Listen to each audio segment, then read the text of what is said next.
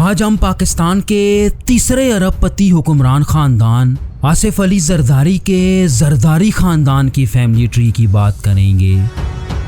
शरीफ और भुट्टो खानदान की तरह जरदारी खानदान भी पाकिस्तान के उन खानदानों में शामिल है जो इनडायरेक्टली पाकिस्तान की 70% दौलत को कंट्रोल करते हैं।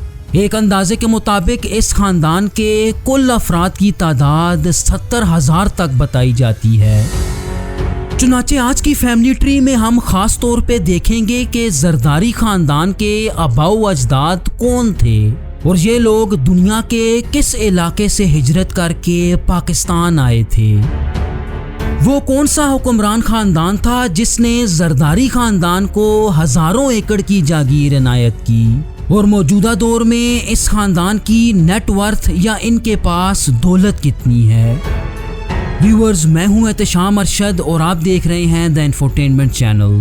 व्यूअर्स, इस फैमिली ट्री को समझने के लिए हमें एक मशहूर बलोच सरदार जलाल खान पे जाना पड़ेगा। बलोचों की तारीख में जलाल खान वो शख्सियत थे जो 44 बलोच कबाइल की क़यादत करते हुए ईरान से पाकिस्तानी मकरान के इलाके में आए थे और इन्होंने इस इलाके में आके पहली बलोच कॉन्फेडरेशन की बुनियाद रखी जो कुछ ही अरसे में बलोचिस्तान से लेके मौजूदा मुल्तान के इलाके तक फैल गई। व्यूअर्स, इस शजरे में आप मुख्तलिफ नामों के साथ खान का लक़ब देखेंगे। तो यहाँ आपको बताते चलें कि बलोचों में खान का लक़ब इनका पश्तूनों से ताल्लुक़ ज़ाहिर नहीं करता, बल्कि ये लक़ब इनके वक़ार और मर्तबे की वजह से इन्हें दिया जाता था। जलाल खान के 5 बेटे रिंद, लाशार, होत, कुराही और जातो पैदा हुए जो बलोचों के 5 मशहूर कबीलों के जद्दे अमजद माने जाते हैं। जलाल खान के बाद उनके बड़े बेटे रिंद खान बलोच कबायली इत्तेहाद के अगले सरदार बने जिन्हें बलोचों के रिंद कबीले का जद्दे अमजद भी माना जाता है। इनकी नस्ल से कमोबेश 65 रिंद कबाइल का जन्म हुआ जिन्हें आज मुख्तलिफ नामों से जाना जाता है। जरदारी खानदान की नस्ल बलोचों के इसी कबीले से चलती है। चुनाचे रिंद खान से चंद नस्लें आगे आएं तो सरदार खान आते हैं जिन्हें मौजूदा दौर के जरदारी खानदान का जद्दे अमजद माना जाता है। तारीखदान लिखते हैं कि कदीम ज़माने में ये लोग ऊँट पालने और इनकी खरीदो फरोख्त के लिए जाने जाते थे और इनका शुमार बलोचों के मालदार खानदानों में होता था। व्यूअर्स, ये वो दौर था कि जब सिंध पे कलहोड़ो खानदान की हुकूमत थी और सरदार खान के इस सल्तनत के 5वें हुक्मरान मियाँ नसीर मोहम्मद कलहोड़ो से बहुत अच्छे ताल्लुकात थे। और व्यूअर्स, यही वो खानदान था जिसने जरदारी खानदान को बेपनाह जागीर इनायत की। मियाँ नसीर ने सरदार खान के माल को देखते हुए इन्हें जरदार खान का लक़ब दिया जिसका मतलब था एक मालदार इंसान और यहाँ से ही जरदार खान की औलाद को जरदार और जरदारी कहा जाने लगा। जरदार खान के 7 बेटे थे और इनके इन 7 बेटों से जरदारी कबीले की 7 शाखें निकली। आसिफ अली जरदारी का शजरा जरदार खान के बेटे मारकू खान से चलता है जो जरदारी कबीले की एक शाख मारकानों का जद्दे अमजद भी था। मारकानो खान अपने खानदान के साथ सिंध के नवाब शाह के इलाके में आबाद हुआ जहां इसे कलहोड़ो हुक्मरान मियाँ नूर मोहम्मद की तरफ से बहुत बड़ी जागीर इनायत की गई। मारकानो खान के बाद इस शजरे में मीर खान जरदारी और फिर फ़कीर बिलावल जरदारी आते हैं जिन्हें बालो फ़कीर भी कहा जाता था। इनके बारे में बताया जाता है कि ये एक इंतहाई मुत्तकी और सूफी सिफ्त इंसान थे जिन्हें जरदारी कबीला आज भी अपना पीर व मुर्शद मानता है। आसिफ अली जरदारी ने अपने बेटे का नाम भी इन्हीं के नाम पे बिलावल जरदारी रखा। फ़कीर बिलावल का इंतकाल सन 1754 में नवाब शाह में हुआ और इन्हें नवाब शाह के एक कब्रिस्तान बालो जाकूबा में दफन किया गया जहां आज भी इनका मज़ार मौजूद है। इनके बाद इनके बेटे सरदार खान दोएम और इनका पोता दिलावर खान आते हैं जो कलहोड़ा सल्तनत की फौज में ऊंचे ओहदों पे फाइज थे। ये दोनों बाप बेटा जंग हिलानी में तालपुरियों के खिलाफ लड़ते हुए शहीद हुए। चुनाचे इन दोनों की शहादत के बाद दिलावर खान का बेटा मुराद खान कबीले का अगला सरदार बना। लेकिन चूंकि हुकूमत अब तालपुरियों के हाथ जा चुकी थी तो तालपुरियों ने कल्होड़ा खानदान के इत्तेहादियों पे जुल्म ढाना शुरू किए, जिसके नतीजे में जरदारी खानदान की ज्यादातर जागीर जब्त कर ली गई।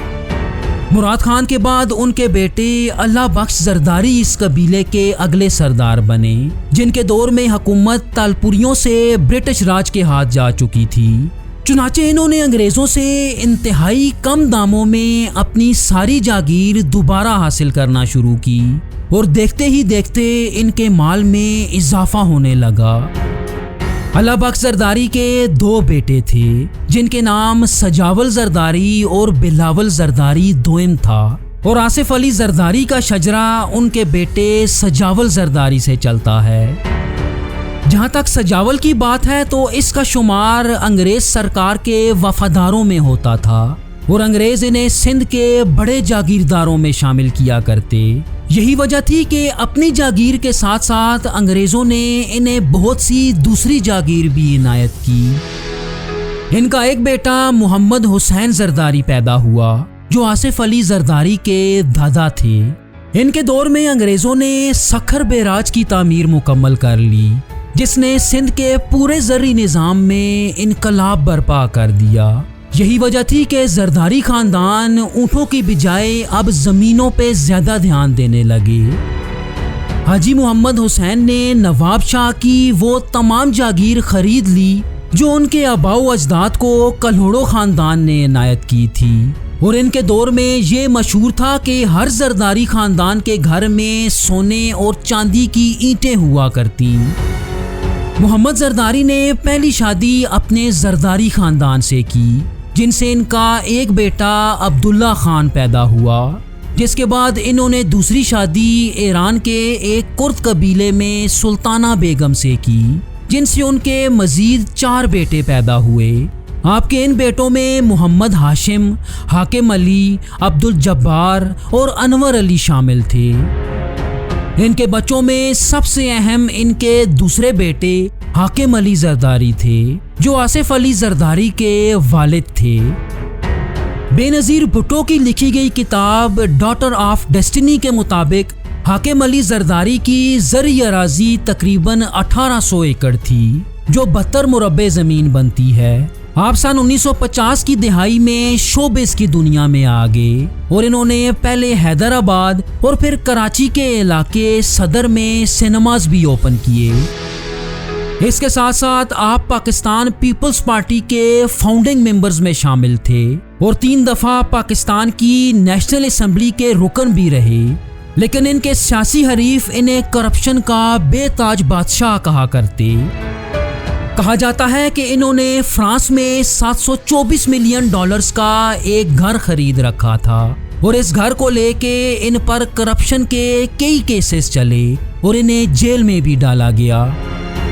जहां तक इनकी औलाद की बात है तो इन्होंने 2 शादियां की। उनकी पहली बीवी का नाम बिल्किस सुल्ताना था, जो मशहूर माहिर तालीम और सिंध मदरसतुल इस्लाम यूनिवर्सिटी के बानी हसन अली अफंदी की बेटी थी। जबकि इनकी दूसरी बीवी का नाम ज़रीन आरा था, जो पाकिस्तान के एक ब्रॉडकास्टर और रेडियो पाकिस्तान के डायरेक्टर जनरल जुल्फ़िकार अली बुखारी की बेटी थी।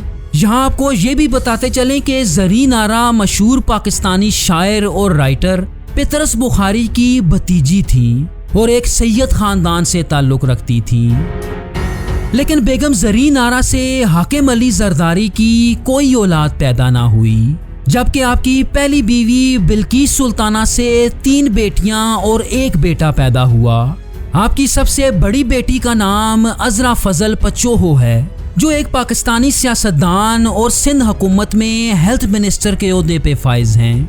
आपने दाऊ मेडिकल कॉलेज से MBBS की डिग्री हासिल की और पेशे के लिहाज से आप एक डॉक्टर हैं। इनकी शादी पचोहो खानदान में डॉक्टर फजलुल्लाह पचोहो से हुई, जिनसे इनका एक बेटा मोहम्मद पचोहो पैदा हुआ। इनके बाद हाकिम अली जरदारी की छोटी बेटी फरियाल तालपुर आती हैं, जो आसिफ अली जरदारी की सबसे एक्टिव बहन मानी जाती हैं। आप सिंध हुकूमत और पाकिस्तानी नेशनल असेंबली में मिनिस्टर के ओहदे पे फाइज नहीं। इसके साथ साथ आप पाकिस्तान पीपल्स पार्टी के वुमेन विंग की प्रेसिडेंट भी हैं। इनकी शादी सिंध के एक सियासतदान मीर मुनव्वर अली तालपुर से हुई, जिनसे इनकी 3 बेटियां आयशा, फातिमा और तानिया तालपुर पैदा हुईं। हाकिम अली जरदारी की आखिरी बेटी और आसिफ अली जरदारी की सबसे छोटी बहन फौजिया अब्बासी हैं, जो पॉलिटिकली ज्यादा एक्टिव नजर नहीं आती। यही वजह है कि इनकी जिंदगी के बारे में पब्लिकली कुछ भी नहीं मिलता। व्यूअर्स, हाकिम अली जरदारी का एक मुंह बोला बेटा भी है जिसका नाम अवैस मुजफ्फर है। इसके बारे में आता है कि ये भी एक सियासतदान और सिंध असेंबली का रुकन रह चुका है। इसके अलावा सैयद कायम अली शाह के दौर में सिंध हुकूमत के ज्यादातर फैसले यही किया करता और इसे सिंध का डिफेक्टो चीफ मिनिस्टर समझा जाता था।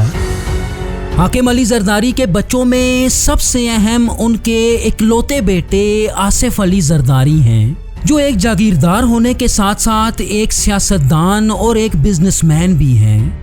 ये उस वक्त पहली दफा मंजर आम पे आए जब सन 1987 में इनकी शादी बेनज़ीर भुट्टो से हुई, जो अगले ही साल पाकिस्तान की प्राइम मिनिस्टर बन गई। लेकिन तारीख गवाह है कि जरदारी जब भी किसी हुकूमती ओहदे पे फायज रहे, उन्हें कई किस्म के करप्शन स्कैंडल्स में मुलव्विस पाया गया। बेनज़ीर भुट्टो की शहादत के बाद सन 2008 में आप पहली दफा पाकिस्तान के सदर बन गए, लेकिन इनकी सदारत के दौरान इन्हें मिस्टर 10% का खिताब दिया गया। वो इसलिए कि ये कोई भी गवर्नमेंट कॉन्ट्रैक्ट देने के लिए कॉन्ट्रैक्टर से 10% रिश्वत की डिमांड किया करते। इसके अलावा इन पे मनी लॉन्ड्रिंग और अरबों की करप्शन के इल्जामात भी लगाए जाते हैं। व्यूअर्स, हुकूमती ओहदों पर रहने के बाद उनकी दौलत में बेपनाह इजाफा हुआ। आज उनकी नेटवर्थ कम से कम 1.8 बिलियन US है, जो तकरीबन 5 खरब 80 अरब रुपए पाकिस्तानी बनते हैं। और ये दौलत इन्हें पाकिस्तान के अमीर तरीन लोगों की फहरिस्त में शामिल करती है, लेकिन उनकी असल दौलत के बारे में किसी को कुछ नहीं पता। मौजूदा दौर में आप इंतहाई बीमार होने के बावजूद पाकिस्तान के 14वें प्रेसिडेंट के ओहदे पे फाइज हैं। अगर इनके ख़ानदान की बात करें तो जैसा कि हम जानते हैं कि इनकी शादी भुट्टो ख़ानदान की बेनज़ीर भुट्टो से हुई, जो पाकिस्तान के साबिक प्राइम मिनिस्टर और सदर जुल्फ़िकार अली भुट्टो की बेटी थी। बेनज़ीर से शादी करने का आसिफ अली को ये फ़ायदा हुआ कि उनका सियासी प्रोफाइल इंतहाई मजबूत हो गया।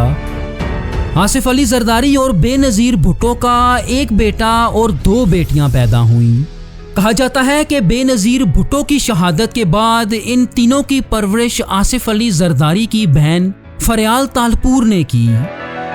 इनके बेटे बिलावल पाकिस्तान पीपल्स पार्टी के मौजूदा चेयरमैन हैं, जिन्हें जरदारी खानदान का तीसरा बिलावल या बिलावल 3 भी कहा जाता है। आसिफ अली जरदारी ने इन्हें भुट्टो खानदान से जोड़ने और सियासी तौर पे मजबूत करने के लिए उनका नाम बिलावल जरदारी से तब्दील करके बिलावल भुट्टो जरदारी कर दिया था। इनके अलावा जरदारी और बेनज़ीर की 2 बेटियां बख्तावर और आसिफा कराची में मुकीम हैं। इनमें बख्तावर जरदारी सियासत की बजाय सोशल कामों में ज़्यादा एक्टिव नज़र आती हैं। इनकी शादी लाहौर के एक बिजनेसमैन महमूद चौधरी से हुई, जिनसे इनके 3 बेटे मीर हाकिम, मीर सजावल और मीर जुल्फ़िकार पैदा हुए। बेनज़ीर और जरदारी की सबसे छोटी बेटी आसिफा जरदारी सियासत में बहुत एक्टिव हैं और पाकिस्तानी नेशनल असेंबली की रुकन भी हैं। सन 2024 में दूसरी दफ़ा सदर बनने के बाद जरदारी ने आसिफा को पाकिस्तान की फर्स्ट लेडी या खातून अव्वल होने का ऐलान किया था, जो आज भी इस ओहदे पे फाइज हैं। व्यूअर्स, नवाज शरीफ के शरीफ खानदान के आबाओ अजदाद कौन थे?